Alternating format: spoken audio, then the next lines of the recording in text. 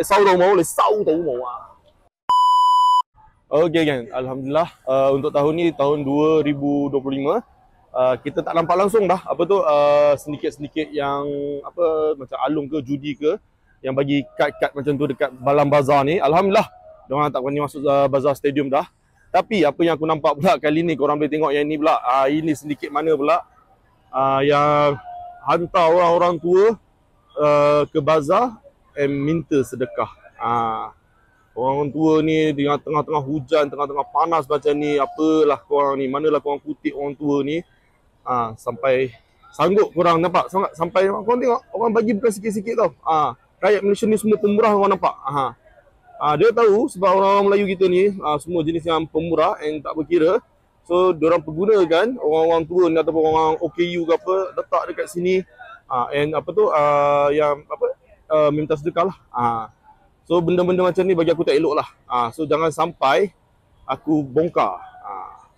So untuk dalang-dalang yang hantar orang-orang tua ke sini, tolonglah korang jangan sampai aku bongkar korang.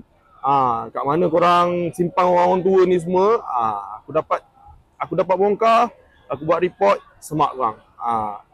Apa-apa pun, korang buat benda-benda macam ni kan, korang fikirlah dulu. Orang tua kot, mana peri kemanusiaan korang? Aku tak faham lah, aku tak boleh lah. Aku geram betul lah.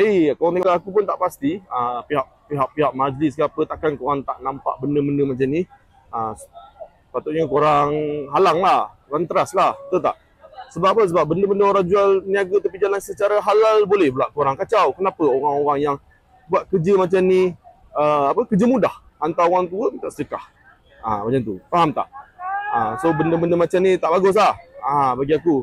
Takkan benda-benda yang orang cari rezeki secara halal, benda macam tu korang nak bantras. Tapi benda-benda yang macam ni, yang dah terang-terang haram macam ni, kerja haram macam ni lah. Kira kerja haram lah korang hantar orang tua datang minta sedekah. Mana kemanusiaan korang? Okay? So bagi aku benda ni tak patut berlaku lah. So tolonglah pihak-pihak berwajib tolong ambil tindakan ataupun saya sendiri yang akan ambil tindakan. Alright, lesau tau mau, lesau tau mau.